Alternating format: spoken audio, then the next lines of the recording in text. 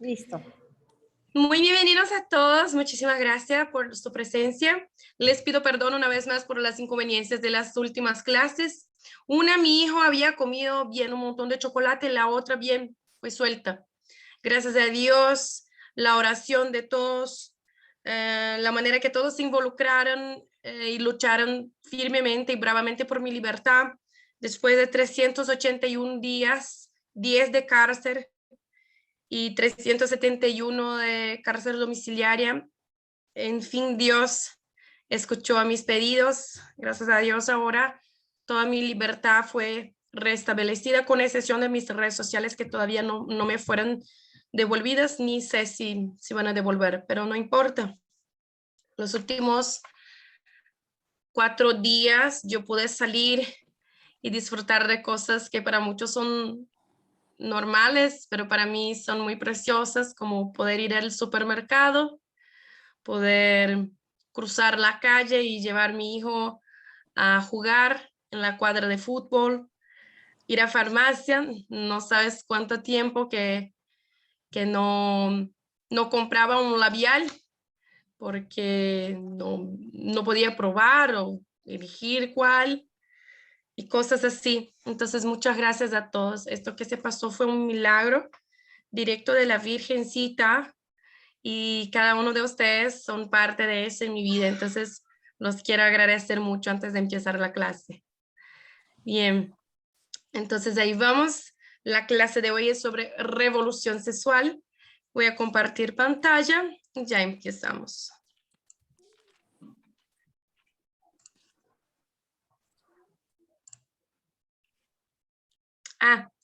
Ale, necesito que me libere para... Listo, perdóname, sí. No te preocupes.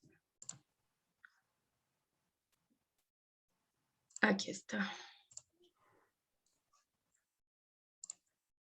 Bien, cuando hablamos sobre revolución sexual, muchas veces pensamos en mujeres un poco locas de a los años 60, tirando fuego en los corpillos, algunas paseatas, y pensamos en eso. Básicamente nuestro imaginario está lleno con esta imagen de chicas que querían derechos iguales, tirando fuego en los corpillos.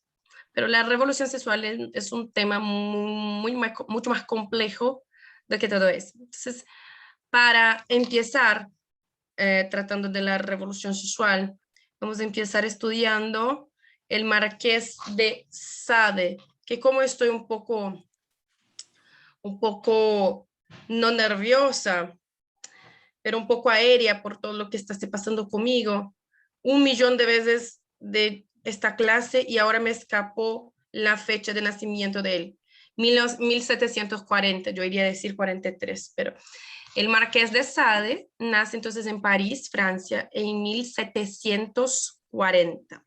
Nació hijo de una familia muy rica, o sea, tenía mucho dinero, y su nombre originó el neologismo sadismo, que significa desarrollar sensaciones placenteras física y psicológicamente al presenciar o provocar dolor en otra persona o otra cosa, en alguien o algo. Entonces, es la gente que siente placer en provocar dolor o presenciar dolor en otra persona, en otro animal o cualquier cosa así. Y como he dicho, este placer puede ser físico, o sea, con sensaciones placenteras que despiertan el deseo sexual, o solamente psicológicas, como aprovechar o reír o sentir alguna cosa de diferente para disfrutar entonces el dolor del otro. El Marqués de Sade nació entonces en una familia súper rica, pero también súper desestructurada. Su mamá muy temprano se escapó de su papá y fue a vivir en un convento de monjitas, y ahí se fue a vivir. Sade se sentía muy solo y, y ya presentaba disturbios de carácter. A los 5 años pegó tanto a su primo de 8 que casi lo mató. A los 5 casi mató un niño de 8. Y trataba a sus empleados con mucha rispidez, falta de educación y le encantaba ser servido. Por estos comportamientos cada vez más agresivos, su papá entonces lo envió a vivir con un tío que decía que era monje, pero de hecho no era monje, era un señor que practicaba todo tipo de orgías y perversiones sexuales y se escondía, se disfrazando de monje para que las autoridades entonces no pudieran desconfiar de sus prácticas pecaminosas y antinaturales. Entonces, desde los 5 años, Sade vivió con este tío, muy probable que fue expuesto a relaciones sexuales desde niño. Era un tío que era viciado en tener relaciones sexuales con todo tipo de personas, con un montón de personas, y fue así que Sade creció. A los 16, entonces fue a vivir en la ciudad y ya gastaba buena parte de la herencia de su familia contratando prostitutas. Y desde muy temprano él violaba a todas las prostitutas, las amenazaba, las torturaba. Se convirtió en un monstruo tan grande que la propia policía varias veces pedía entonces para que los dueños de los prostíbulos no dejasen Sade entrar o que no contratasen sus prostitutas a Sade, porque o las violaba o las amenazaba a cometer actos sexuales acrílicos en contra la Iglesia Católica. Sade tenía un odio muy fuerte de la Iglesia Católica.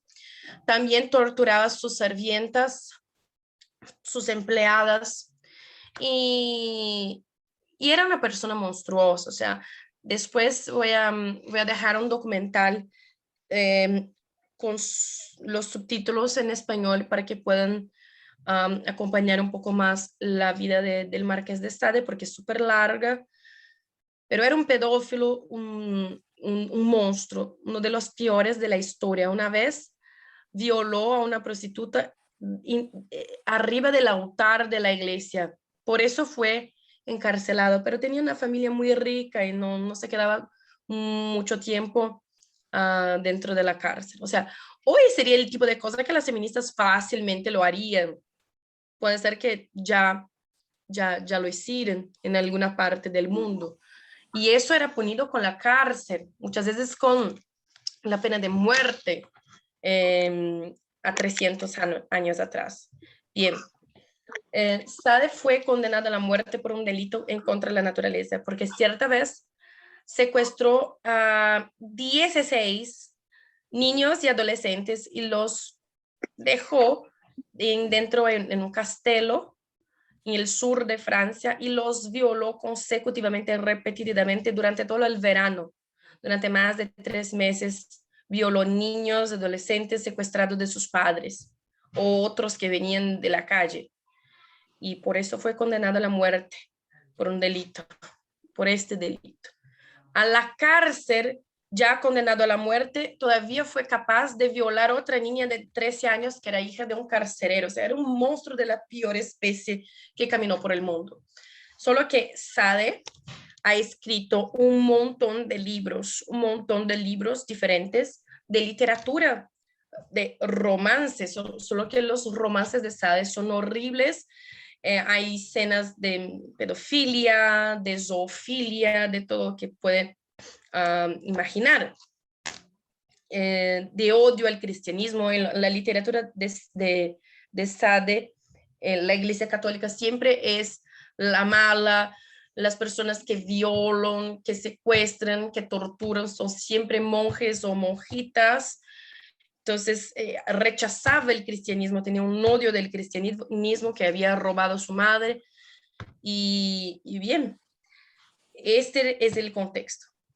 Toda la literatura que Sade ha escrito y dejado hoy es utilizada por las feministas y por la izquierda de manera compulsiva.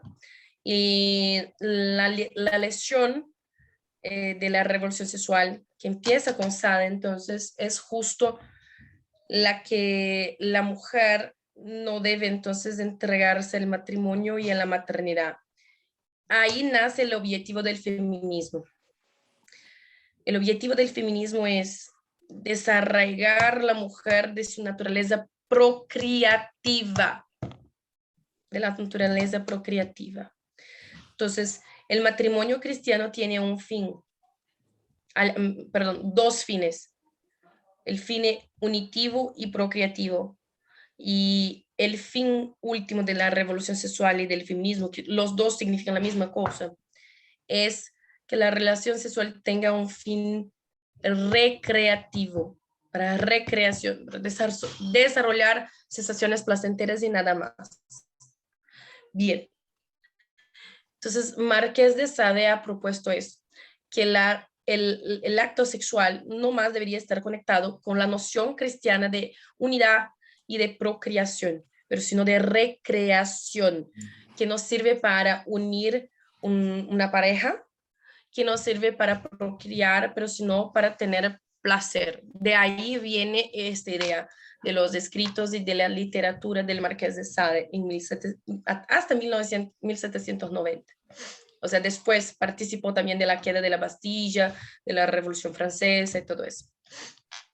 Bien, entonces ese es el legado de Sade, que también se muestra súper competente en las obras de Wilhelm Reich. Entonces, Wilhelm Reich fue un austríaco que trabajó también con Freud y fue el inventor del término revolución sexual.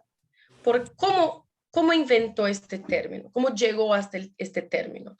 Bien, es importantísimo decir que Wilhelm Reich era miembro permanente del Partido Comunista en Alemania. Entonces, ¿cómo nació Wilhelm Reich? O sea, estoy súper mal de las fechas hoy, por eso les pido perdón. Estoy un poco aérea todavía por todo lo que se está pasando. Wilhelm Reich nació entonces en Austria en 1897. Y nació muy cercana las fronteras de Ucrania, Polonia y Alemania. Su padre era súper nacionalista, era militar y nacionalista, por lo tanto no lo dejaba hablar nada más lo que alemán. Eso lo dificultó hacer amigos porque, o sea, en la escuela hablaban todos los idiomas porque eran en una ciudadcita ahí en la frontera. Entonces, él no hablaba ruso ni ucraniano, ni solo hablaba alemán. Entonces, era difícil hacer amigos. Él era enamorado por su mamá, no en el sentido placentero, o sea, su mamá era su mejor amiga, la quería mucho, pues su papá era súper violento, una historia muy parecida con la del Marqués de Sade. Entonces, un papá violento, una mamá que sufría mucho, y el hijo que era súper, súper, súper apegado a la mamá, muy cercano a la mamá. Cuando Reich completó 14 años, descubrió que la mamá tenía un amante, que tenía otro hombre, que era enamoradísima hacía muchos años, que era enamorada, que era el amor de su vida desde antes de casarse, porque se casó por propiedad, un matrimonio bien arreglado, y este hombre era de verdad el amor de su vida. Entonces, Reich se puso mucho celoso y contó a su papá que ella tenía entonces relaciones con otro hombre. Y el papá mató a la mamá. Y Reich se puso culpado por el resto de su vida. O sea, de hecho, fue su culpa. Entonces, y ahí se quedó solo. Un año después, su papá murió de neumonía y su hermano también, un hermano mayor. Entonces, estuvo muy solo. Se fue a vivir en la capital, donde en poco tiempo se fue haciendo el grado en medicina y entró adentro entonces para la escuela de Freud, donde recibió un montón de conocimientos y también entró al Partido Comunista. Solo que algunas personas creen que Freud era bien malo, pero de hecho Wilhelm Reich ultrapasó la línea de prudencia, de justicia, principalmente en lo que concierne entonces a la relación de paciente y médico. Entonces, Reich inventa este término revolución sexual, obviamente, entonces porque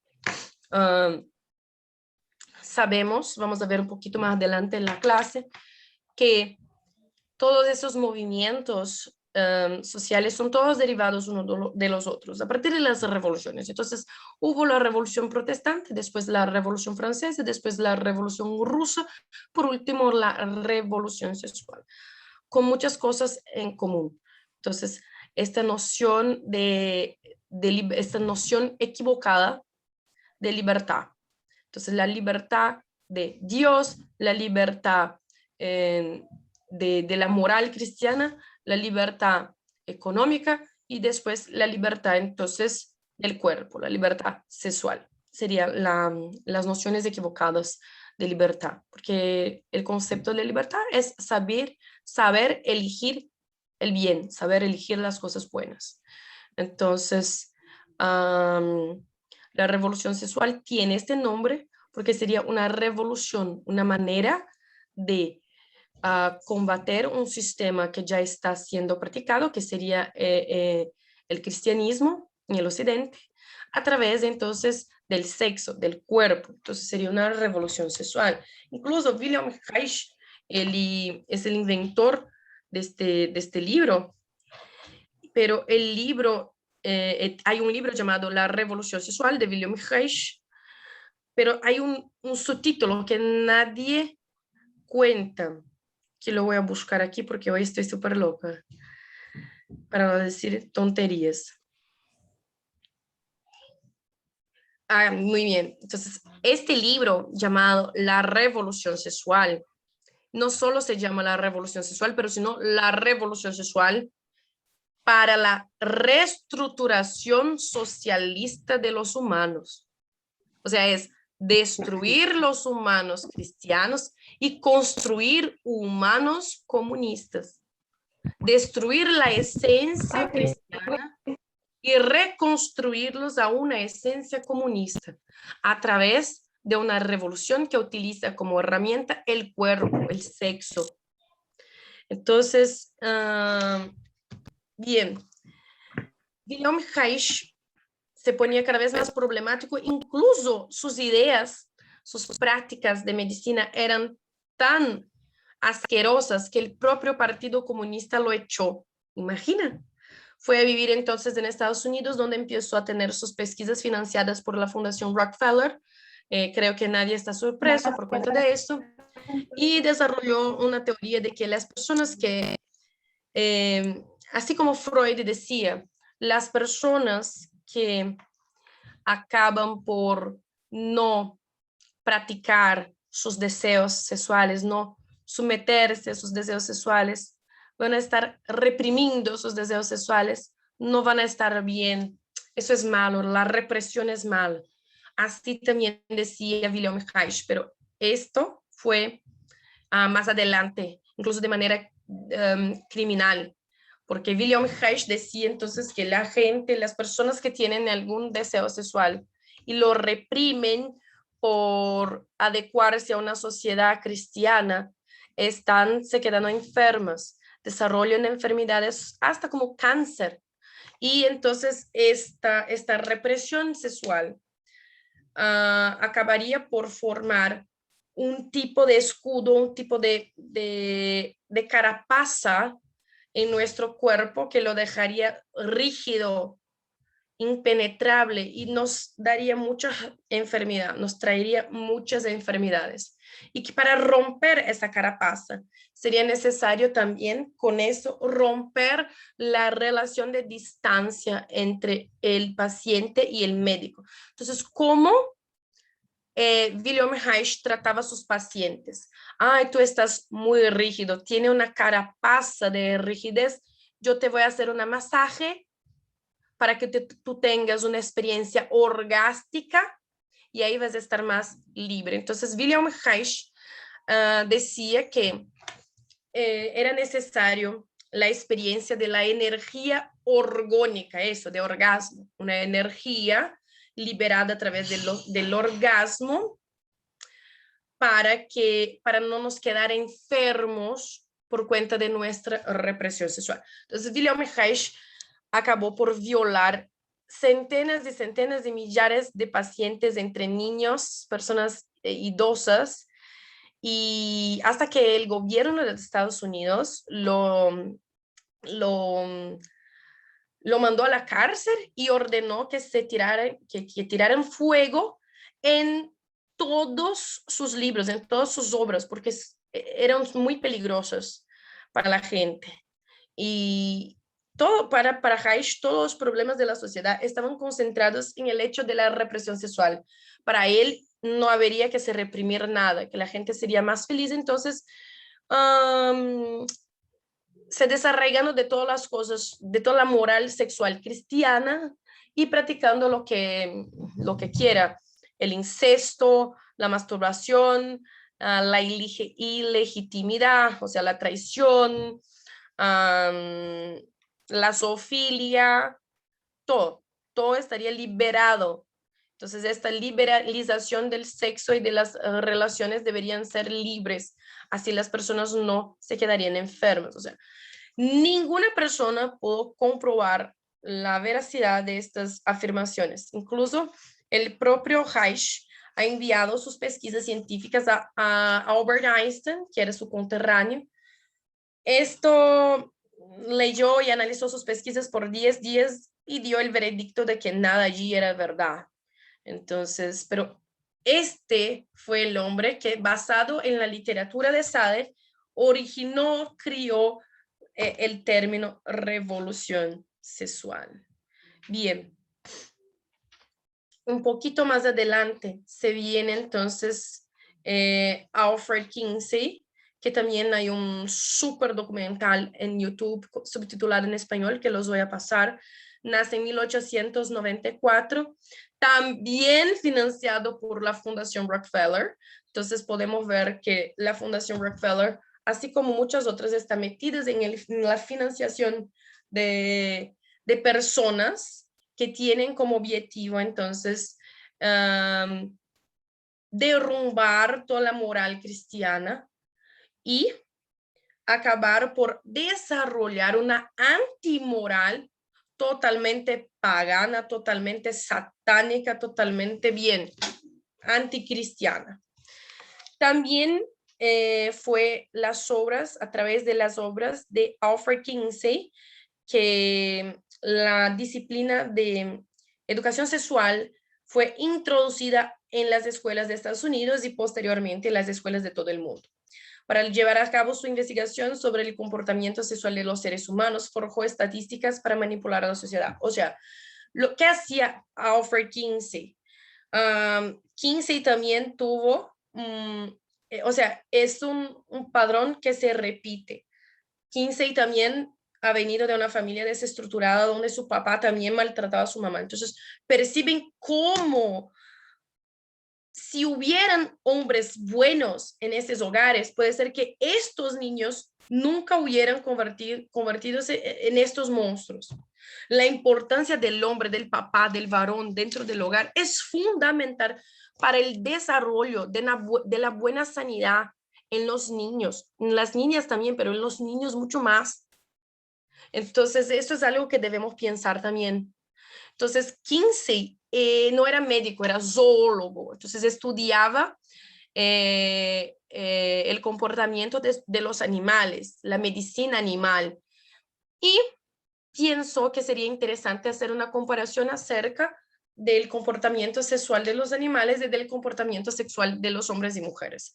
Fue ahí entonces que a través de la Fundación Rockefeller recibió una beca millonaria entonces para hacer una pesquisa y que se originó en uno de los 10 libros que destruyeron el mundo, que se llama El comportamiento sexual del hombre. Entonces, este libro, hay un montón de estadísticas que nos dicen acerca del comportamiento sexual del hombre americano.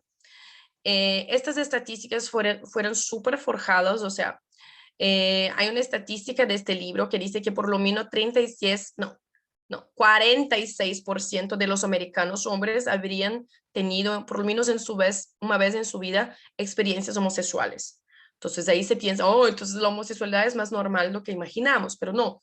¿Sabe dónde él hacía estas pesquisas? Centros psiquiátricos, en la cárcel, gente que vivía en la calle. Entonces, es muy obvio por el estereotipo de persona que estos serían los resultados. Entonces, manipulaba mucho las estadísticas para, bien, que fueron utilizadas después en proyectos de ley, en programas de gobierno, todo eso. Bien. Además, en los libros de Sade, tanto el comportamiento sexual del hombre, tanto cuanto el libro posterior, el comportamiento sexual de la mujer, habían entonces categorías, habían tabelas entonces donde está descrito, súper descripcionado ahí. Es muy chocante, muy doloroso de ver, pero los voy a mostrar. De manera más incisiva, podemos decir, para se estudiar el comportamiento sexual del hombre.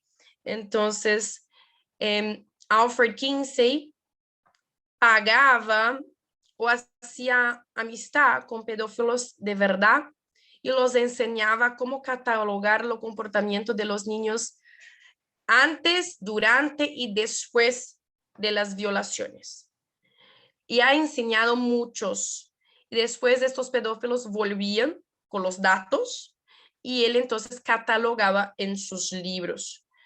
Por más raro que parezca, por más imbécil, estúpido que parezca, este hombre fue todos sus estudios basados entonces en estadísticas falsas y relatorios entregados por pedófilos. Todos sus libros son hoy utilizados a través de la Organización Mundial de la Salud, de la ONU, para entonces desarrollar políticas públicas relacionadas con la sexualidad humana. Las políticas de sexualidad, de educación sexual, de homosexualidad, de género, políticas de antinatalidad, todas basadas en las obras de Alfred Kinsey. Aquí vamos a ver una de las tables de su libro El comportamiento sexual del hombre.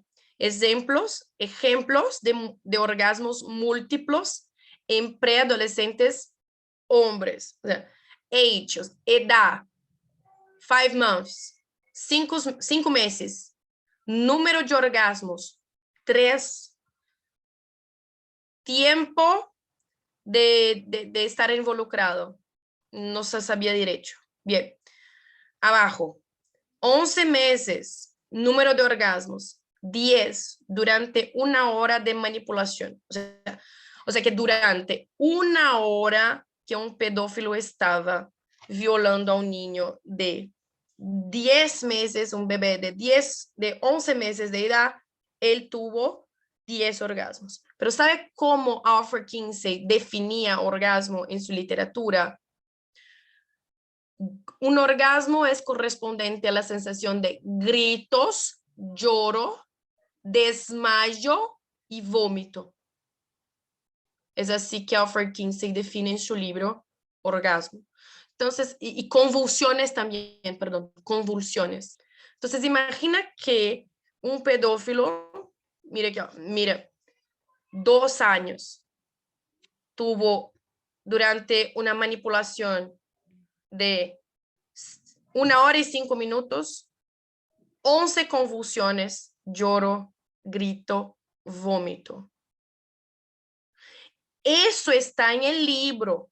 Después ustedes pueden buscar el libro en español. Este libro está traducido en muchos idiomas. Yo lo tengo en inglés y portugués, pero sí es cierto que hay en español. Y aquí estas tables están ahí.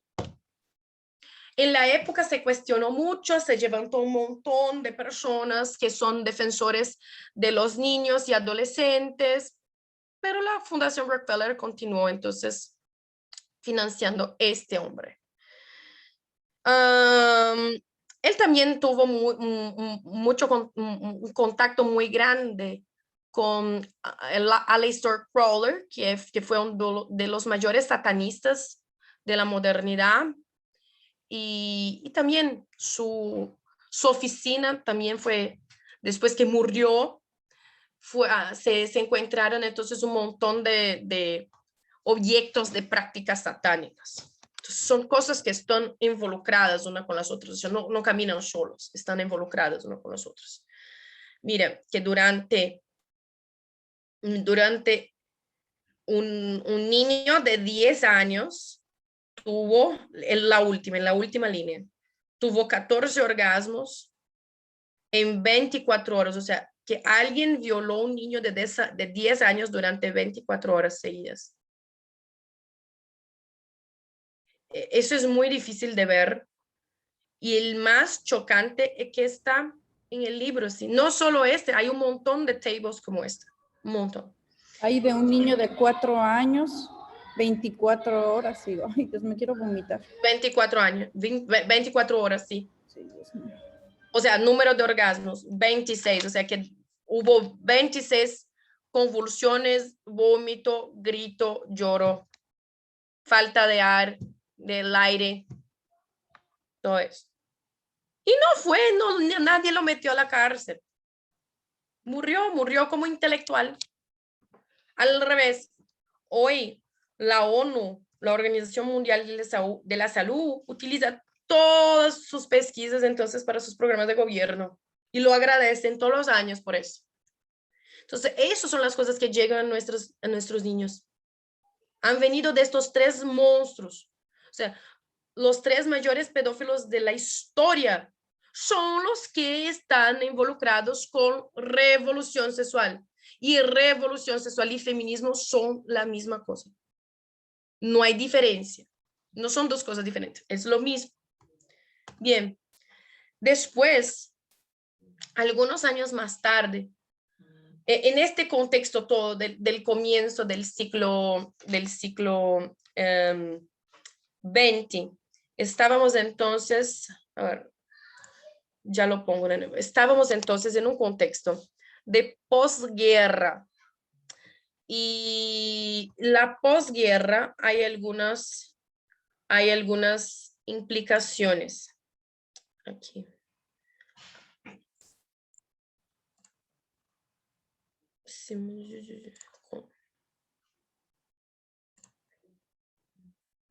Ay, pero esto está en portugués, perdón. ¿Dónde está en el español? Dame un rato. Entonces, el posguerra, hay algunas implicaciones, como por ejemplo, había un montón de gente que había morido, había gente que estaba súper triste, había perdido sus parientes, había gente que había perdido,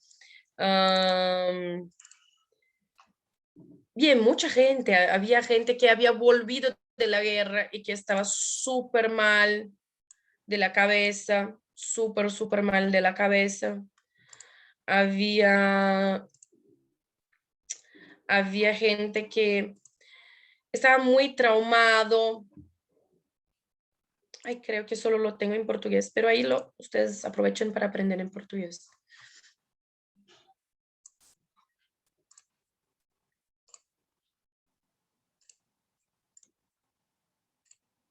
Ahí está. Entonces, bien, el posguerra tenía una generación de hijos con padres totalmente traumados. Era gente que ya no quería más guerra. Habían pasado en un corto periodo de tiempo por 2 grandes guerras, la Primera y la Segunda Guerra. La gente ya estaba harta de guerra. La gente haría cualquier cosa para no haber una nueva guerra. Entonces, había entonces una cultura del occidente, una cultura cristiana, una cultura compuesta por padre, madre, hijos, una cultura compuesta por la heterosexualidad, una cultura con buena música, de valorización de la patria, una cultura que a 2000 años nos acompañaba y que dictaba nuestras reglas de comportamiento, nuestro vocabulario, nuestras normas jurídicas. Esta es nuestra cultura, la cultura cristiana. Pero durante el posguerra decidió hacer entonces una contracultura. Entonces, ¿qué es la cultura? La cultura es un conjunto de tradiciones que se practica en un pueblo específico. Y la cultura puede ser buena o mala. Sara, no puedes decir eso. Claro que puedo. O sea, les voy a dar un ejemplo. La cultura, la alta cultura o la cultura renacentista italiana. Entonces ahí vamos a hablar sobre esculturas maravillosas, músicas maravillosas, la arquitectura, bien, todo era lindo. La cultura cristiana como un todo. Bien, y ahí pensamos en la cultura indígena de la tribu de indios Yanomamis, aquí en Brasil, en la Amazonia. Los Yanomamis, como más unas 17, tenemos más de 300 tribus todavía en Brasil, más o menos 17 de ellas, así como los Yanomamis, los Pataxós, los Camayurá, son indios, son indígenas que si el bebito cuando nace con alguna discapacidad, todos de la tribu obligan a la mamá a enterrarlo vivo. No hay como la mamá no hacerlo, sino va a ser muerta. Puede ser que nazca con un dedito a más o con un labio leporino que se arregla con una quirugía súper sencilla. O cuando es hijo de violación o que el padre es de otra tribu. Entonces, la obligación de la mamá es enterrar, poner debajo de la tierra su propio hijo recién nacido.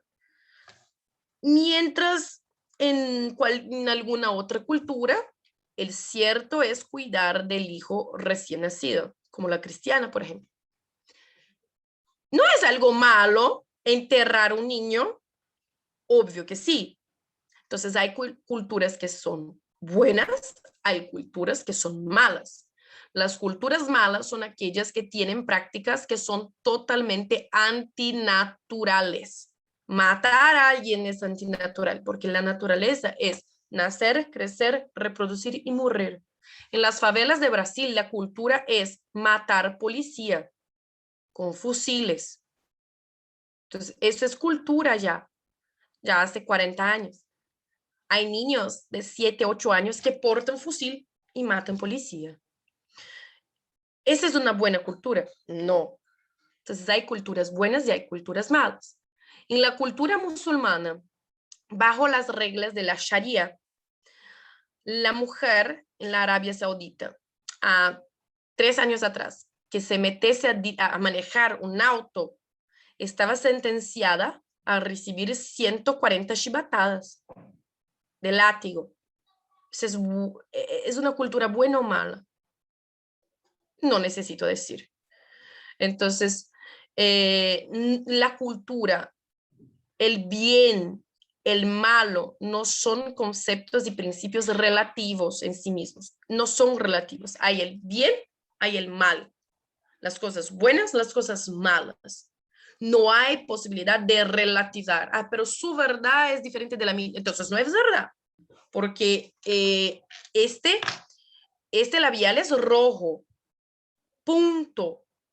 No es rosado, no es azul, no es verde, no es amarillo, no es gris, es verde. Se planta una semilla de girasol y rego con agua, van a ser un girasol, no una árbol de banana, papaya o guayaba o frijol. La verdad es una. Ya está. Entonces, eso es un error que a veces cometimos, de caer en la tentación de relativizar las cosas. Esto está prohibido para mis alumnos. No los dejo. Prohibido.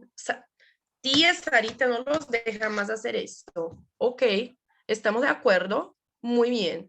Entonces, la cultura civilizadora es la cultura occidental basada en la moral judío-cristiana. Punto. Si buscamos cualquier cosa, cualquier otra cultura que no sea esta, vamos a encontrar un montón de prácticas antinaturales. En la cultura china, en la cultura hindú, un montón de prácticas antinaturales. La única cultura que de hecho hace un camino, un movimiento del hombre en dirección a su evolución total, física, mental y espiritual, es la cultura basada en la moral judío-cristiana. Entonces, esto podemos después tener una otra clase más específica sobre eso, hablando de metafísica, de teología, etcétera, etcétera.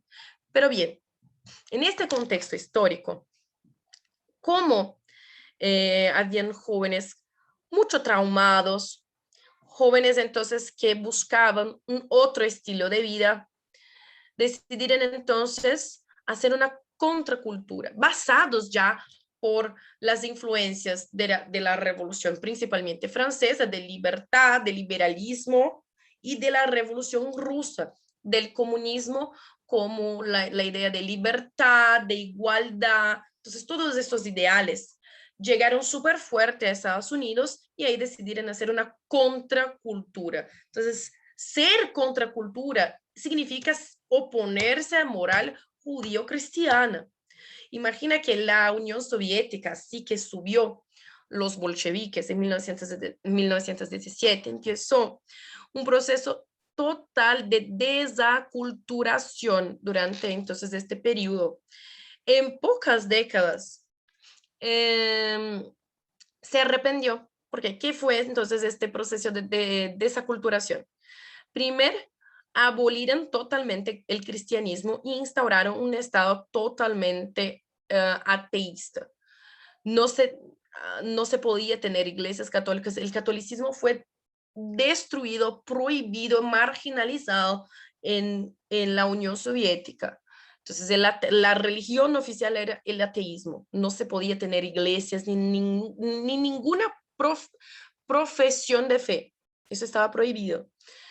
También empezó un proceso de que los hijos no pertenecían más a los padres, pero si no pertenecían al Estado. Entonces se nacía y ya se tenía una profesión, los hijos nacían y ya tenían un destino de dónde meterse, de qué estudiar, de qué ocuparse, etcétera, etcétera. El aborto también fue impuesto. De hecho, la Unión Soviética fue el primer país o conjunto de países a legalizar y proponer el aborto como política de antinatalidad. Después de la Unión Soviética, el segundo país fue la Alemania nazista.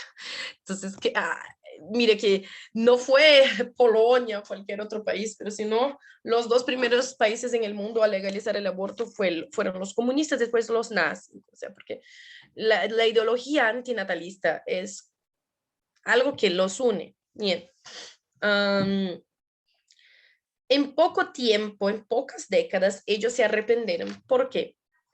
Porque las familias entonces, y las drogas también fueron totalmente incentivadas por medio de la libertad. Bien, primero que la población, tanto en la Unión Soviética cuanto en la China comunista, se quedó perezosa utilizando opio el día todo. Las personas se quedaban deitadas, tranquilitas, se drogando. Nadie producía muy bien.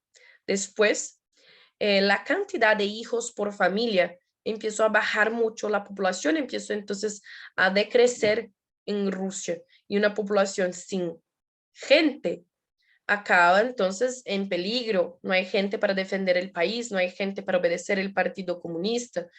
Entonces, ¿qué hicieron los soviéticos? Se arrepintieron, decidieron instaurar de nuevo el cristianismo, pero para no traer un jefe de Estado como el Papa, que entonces decidieron crear la Iglesia rusa. Atención, la Iglesia ortodoxa no es la misma cosa que la Iglesia rusa. La Iglesia rusa, que tiene un patriarca llamado Kirill, es una iglesia estatal criada por los agentes de la KGB y por el Partido Comunista para traer entonces la moral cristiana de vuelta, pero de manera estatizada. La iglesia rusa obedece al Estado ruso. La iglesia católica obedece al Papa y el Vaticano. Entonces, ellos no podían traer la iglesia romana porque sus párrocos, sus obispos irían a obedecer a otro jefe de Estado. Entonces, crearon una nueva iglesia para traer la moral cristiana, pero todavía para se quedar bajo entonces las órdenes del Partido Comunista. Empezaron a difundir políticas de familia para que las familias tuvieran más hijos y así fuese creciendo la Unión Soviética. Por eso digo, la moral cristiana es la única natural y la única que es buena. Hasta la Unión Soviética percibió eso, porque cuando ha impuesto el aborto, las drogas, las políticas antinatalistas, se arrepintieron porque percibieron que se convertirían en un estado fraco, un estado tibio. Bien, en todo este contexto histórico viene también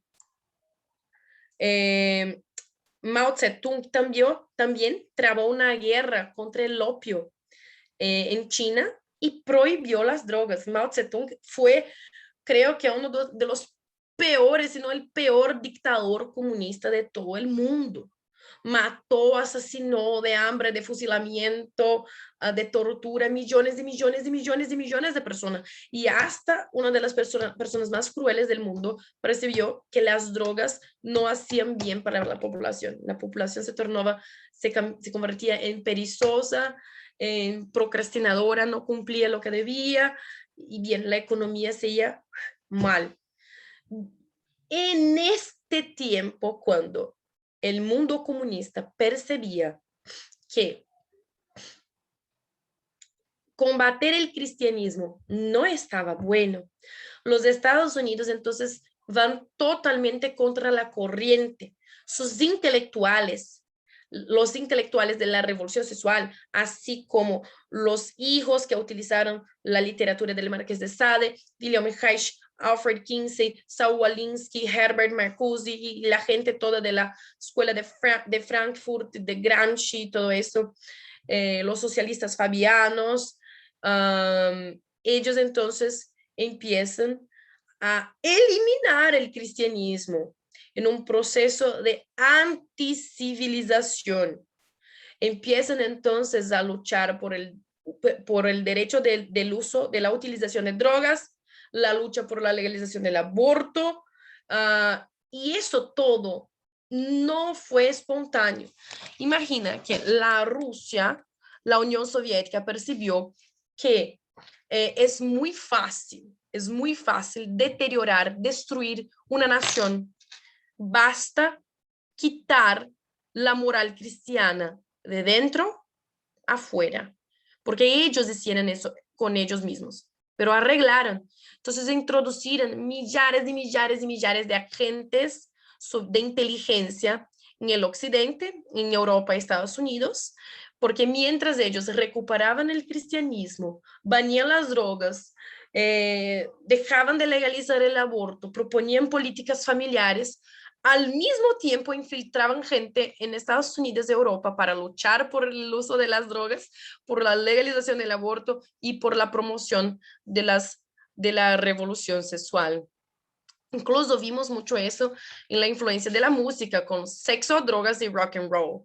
También inicia la guerra del Vietnam y los baby boomers, que son los hijos de los que fueron a la Segunda Guerra, se oponen a ella y quieren el famoso eslogan, haga amor, no haga guerra. Entonces, esto es parte de una técnica, de una estrategia de inteligencia y desinformación propuesta por la Unión Soviética, entonces, para degenerar la generación entonces de los jóvenes de Estados Unidos para que entonces se opusieran a la soberanía nacional de Estados Unidos, incentivasen cada vez más la utilización de drogas y también del sexo irresponsable, consecuentemente, obvio, del aborto.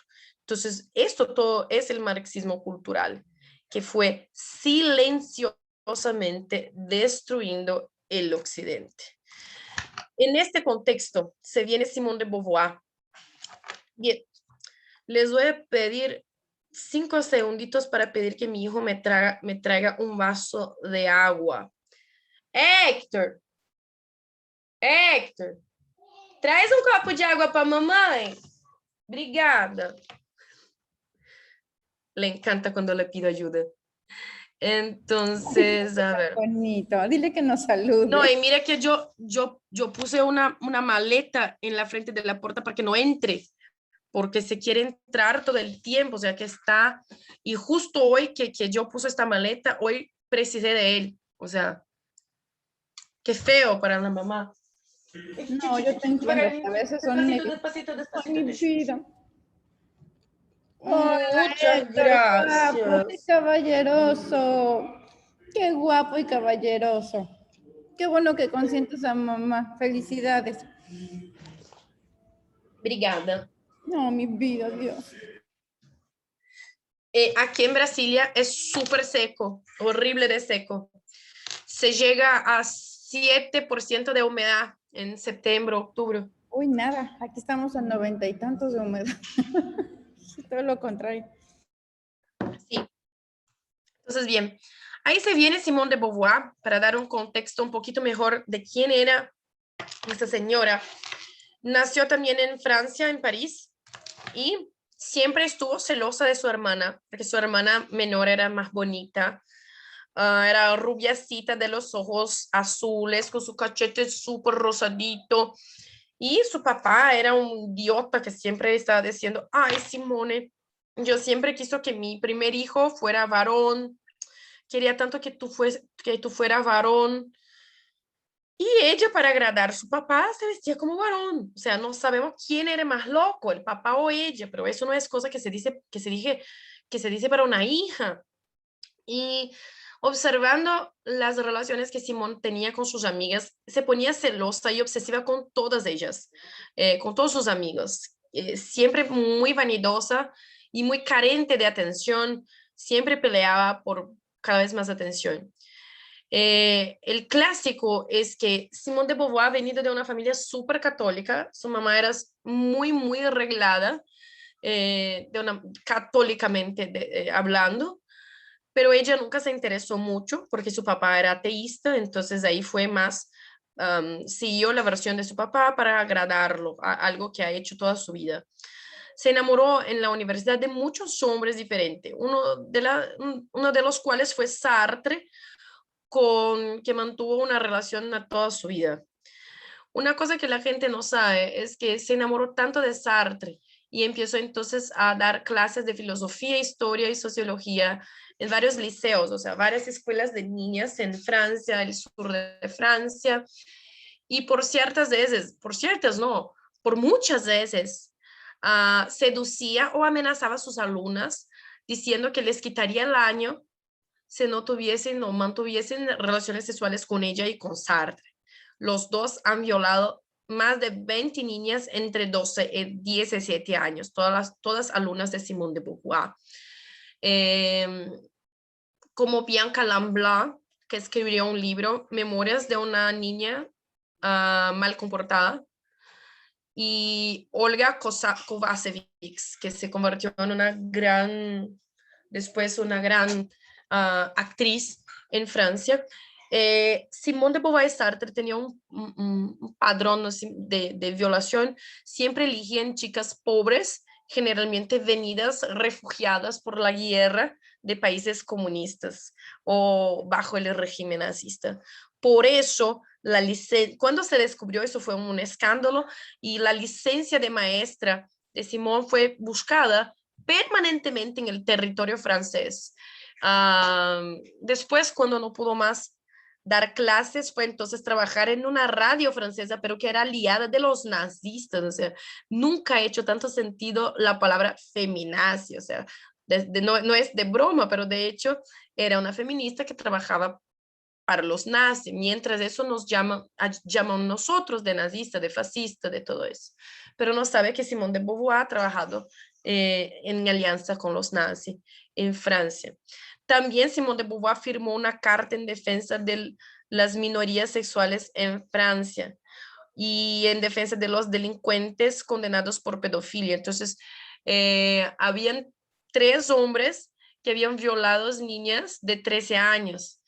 Y ahí los metieron a la cárcel. Simone de Beauvoir, Jean-Paul Sartre, Michel Foucault y muchos otros intelectuales franceses. Entonces, han firmado una carta en defensa de estos señores violadores, diciendo que el cierto era que el correcto sería que el gobierno bajara entonces la edad de sexo consensual para 12 años, 12. ¿Por qué? Porque obvio que también eran pedófilos y eso los interesaba mucho. Entonces, para tener un contexto, esta era Simone de Beauvoir.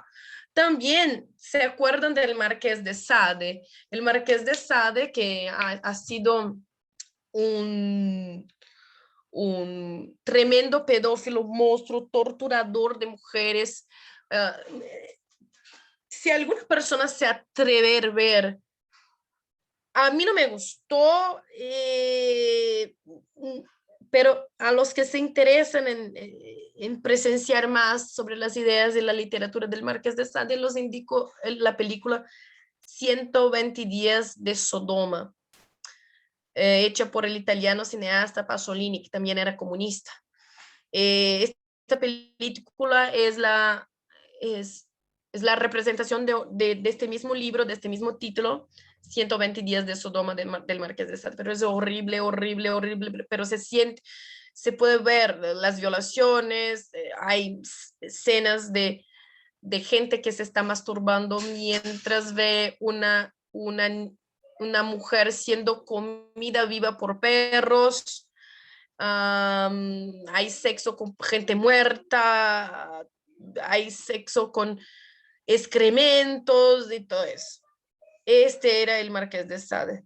Y la Simone de Beauvoir, la bonita Simone de Beauvoir, escribió un artículo llamado ¿Por qué no debemos tirar fuego en Sade?, defendiendo el Marqués de Sade como un gran exponente de la libertad sexual de la mujer.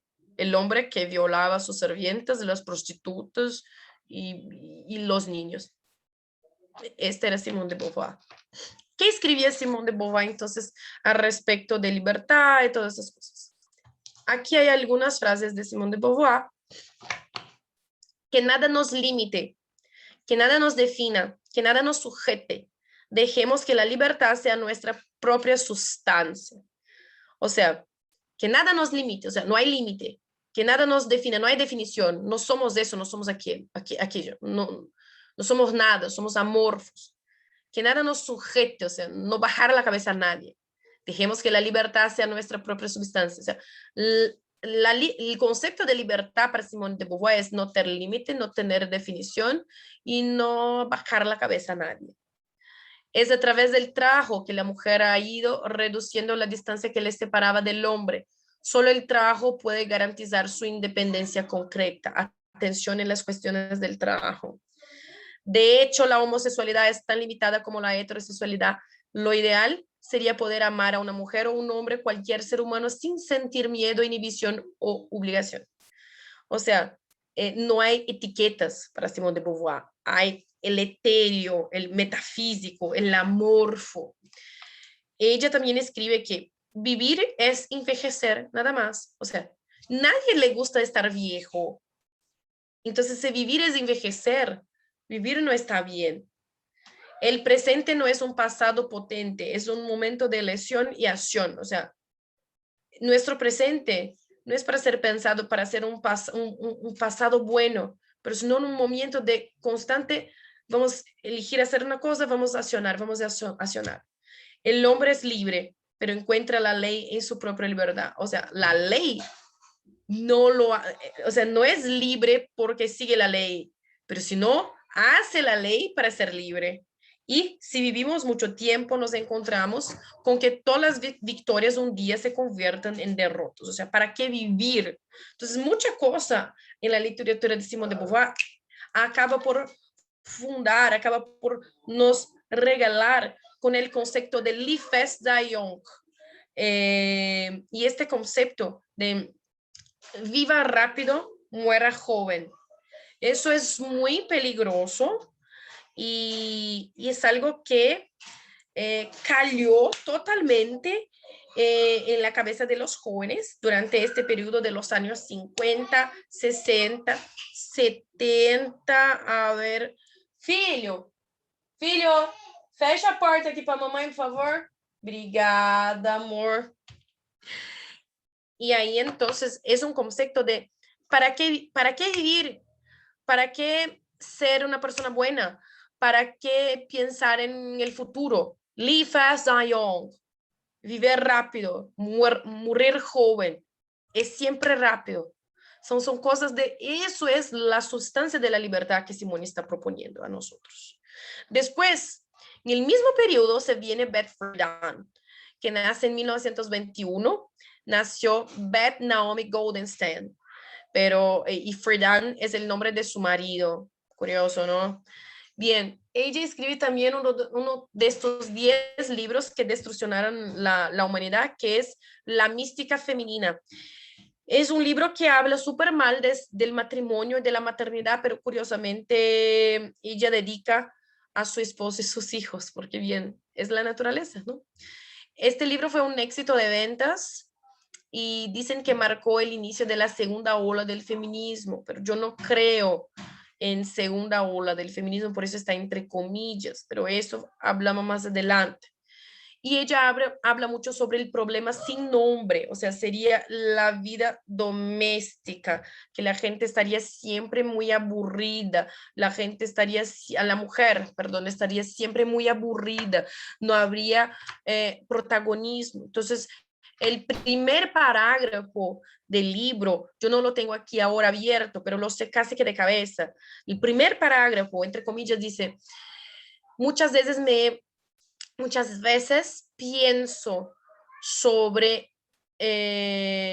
sobre lo que me espera en la vida, porque despierto y hago el desayuno, llevo los hijos en la escuela, compro una nueva tela para poner en el sofá, hago la cena, utilizo la aspiradora del polvo y me acuesto al lado de mi marido y pienso, eso es todo. Y se cierra comillas. Entonces, Betty Friedan, en este contexto donde la mujer ya no está más involucrada en la guerra como un todo, porque la mujer involucrada en la guerra salía de su casa entonces y se metía en la industria bélica. Acaba la guerra, la mujer, ¿para qué la mujer quiere continuar en la industria bélica? Para nada. Y la producción bélica es interrumpida por algún tiempo. Entonces la mujer americana deseó volver al hogar. La mujer americana de clase media tenía una buena vida, eran familias que tenían 2 carros por casa y la mujer se preocupaba con eso. Y el índice de felicidad de la mujer en estos tiempos estaba altísimo, a no ser por Beth Friedan, que no se sentía feliz porque era esposa y era mamá y sentía que algo se faltaba.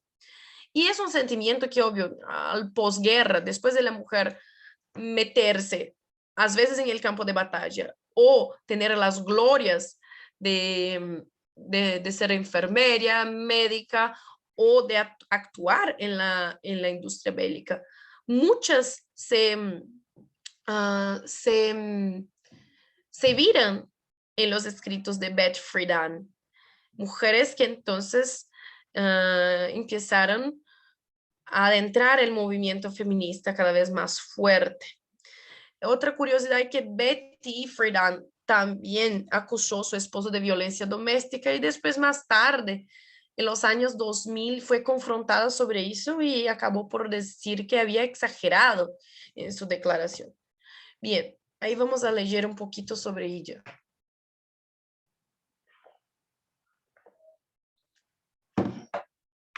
Ahí está. Bien, el segundo, la igualdad económica es una gran necesidad para las mujeres. Tener un trabajo que proporcione ingresos significa que las mujeres también puedan tener una fuerza más igualitaria en el proceso político.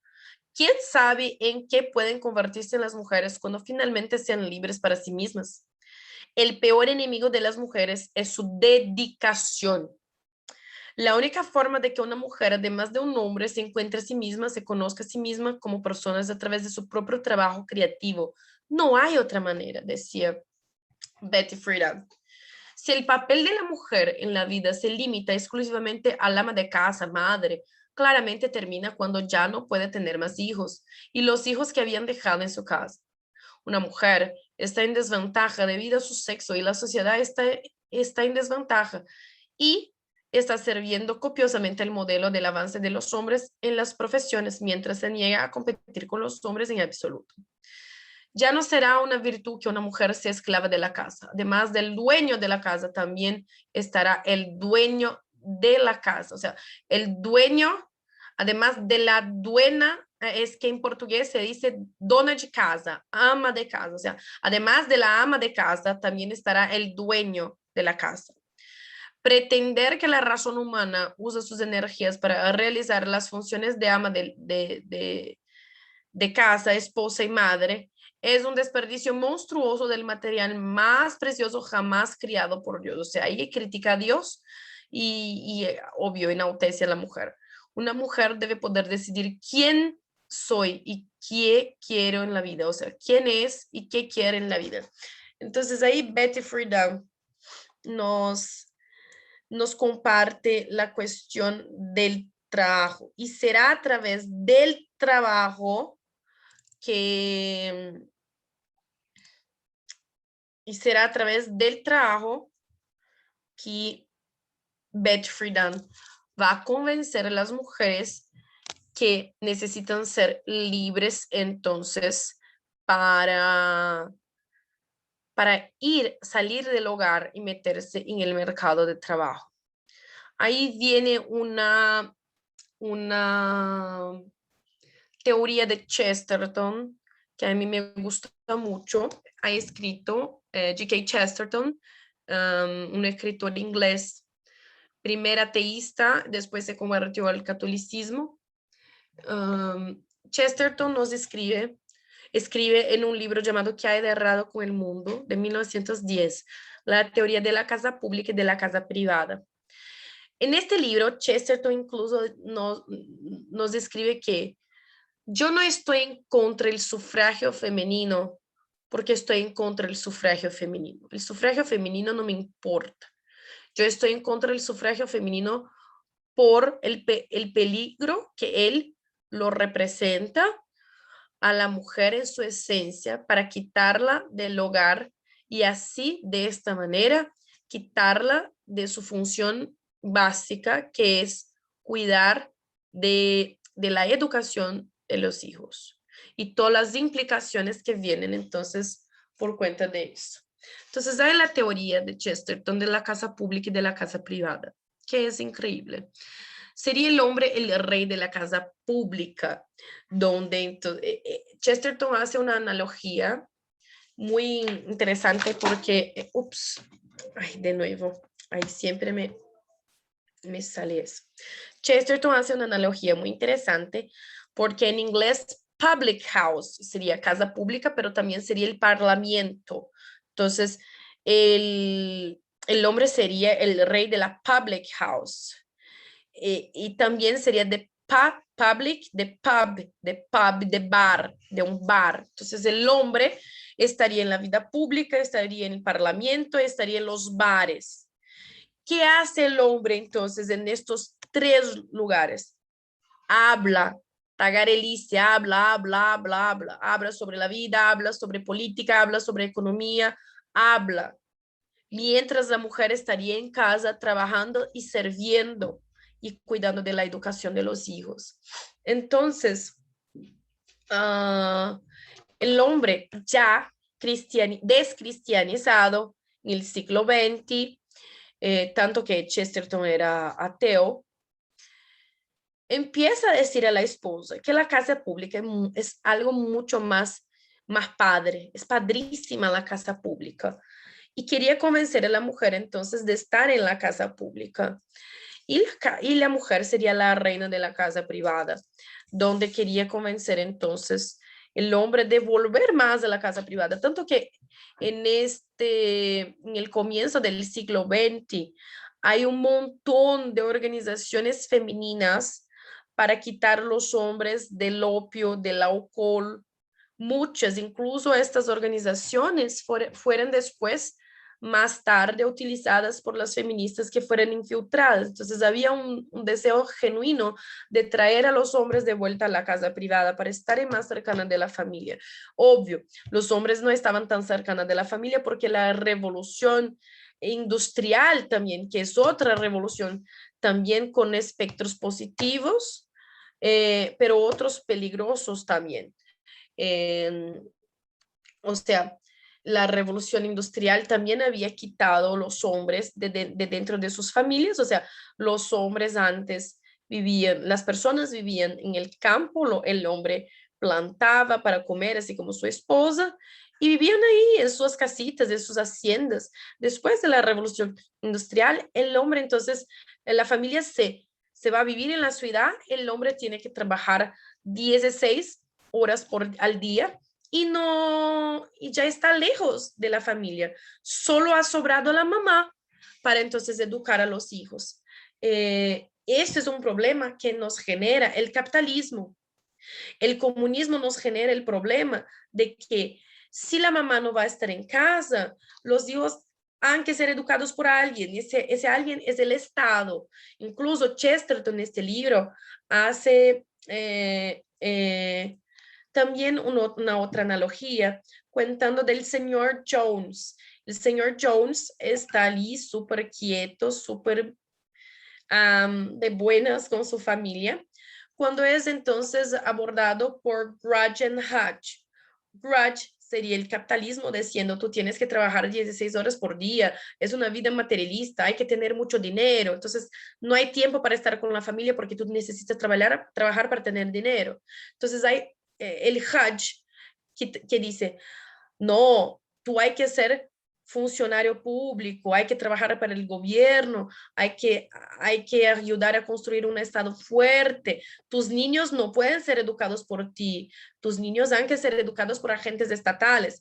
Hay que entender que antes de la mujer meterse en el mercado de trabajo a full, porque la mujer siempre trabajó la historia de la humanidad, y ahí vamos a hablar eso en una clase posterior, la mujer empieza entonces a ser convencida por el hombre de que la casa pública es mucho más padre que la casa privada, donde hay los hijos, la economía familiar y todo eso. La mujer cuidaba de todas las cosas de la casa privada, pero la mujer es también convencida por el hombre que la casa pública es mejor. Entonces, ¿quién gana la pelea?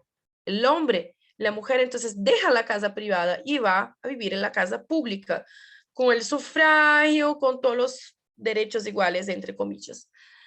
Pero ¿quién se queda entonces? La mujer va a trabajar fuera del hogar, va a elegirse, votar. ¿Quién se queda entonces? Ese no es el problema. El problema es quién se quedó en la casa privada.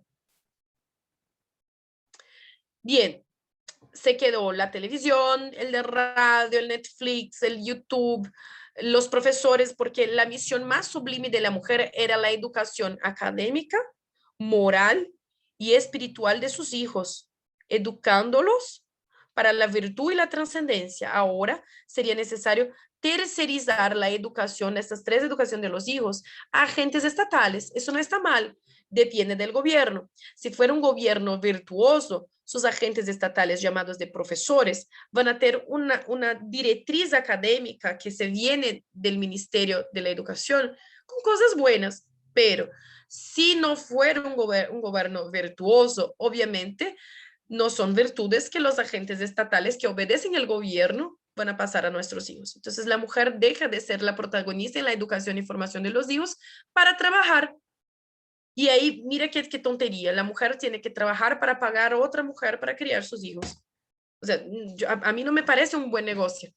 Me parece que fuimos un poco engañadas por una libertad que nos deja cada vez más cansadas, porque ahora tenemos que trabajar fuera del hogar, dentro del hogar, estudiar, cuidar del marido, de los hijos, del perro, de nuestro negocio, de todo. Estamos mucho más cansadas do que antes. Entonces, mientras el lado del Hajj, el lado comunista, se apoderó de la educación de nuestros hijos a través de los medios de educación, desde la educación básica hasta la universidad, el grudge, que es el capitalismo, ha doblado entonces los impuestos. Entonces, hay mujeres trabajando, siendo insertadas en el mercado de trabajo, entonces vamos a doblar los impuestos. Entonces, hoy, el día de hoy, es casi imposible que las mujeres dejen de trabajar para volver en el hogar, porque la plata no alcanza el fin del mes. Entonces, eso fue un juego, una estrategia de los dos lados. Por eso, para finalizar, y creo que hoy ya no hay más tiempos para preguntas, pero continuamos la clase de revolución sexual después de la mañana y ahí tenemos un espacio mayor para preguntas. Por eso digo, ni el capitalismo, no estamos diciendo de un capitalismo que está no estamos diciendo como yo les dije en la otra semana, no estamos en contra un dueño de panadería, un dueño de tienda o alguna cosa así. Estamos en contra metacapitalistas como la Fundación Rockefeller, Ford y todo eso, que se utiliza de billones de dólares para hacer una injerencia en naciones, países, culturas, pueblos, empresas, etcétera, etcétera. Entonces, tanto el metacapitalismo es malo, cuanto el comunismo también es malo. Entonces, esto sería entonces ser católico, como ya expliqué en la otra clase. Sería entonces ser cristiano, es algo que es el término medio y también la solución de todos nuestros problemas. Entonces, creo que ya está. Hablé ininterrumpidamente por 1 hora y media porque ya me extrañaba mucho estar aquí en el diplomado con vosotros. Y los pido perdón por no haber tiempo para las preguntas, pero la próxima clase, ahí termino la clase del día de hoy, que todavía me falta un tópico, y ahí tenemos más tiempo para preguntas y ahí continuamos con la próxima clase. Me parece Que perfecto. Dios los bendiga mucho. Cualquier duda, ahí estoy en el chat, siempre a disposición. Y nos vemos entonces después de la mañana. Espero que tengan gustado de la clase del día de hoy. Las dispositivas estoy enviando en el grupo también para que ustedes tengan las frases y las referencias. Dale, Gracias. muchas gracias y hasta después de la mañana. Bendiciones. Bye. Gracias, Sara. Gracias, Ale. Bye. Gracias. Gracias, que descansen. Bye. Al ratito. Gracias a todos, buenas noches. Bye. Gracias. Buenas noches, gracias. Descansen. Nos vemos.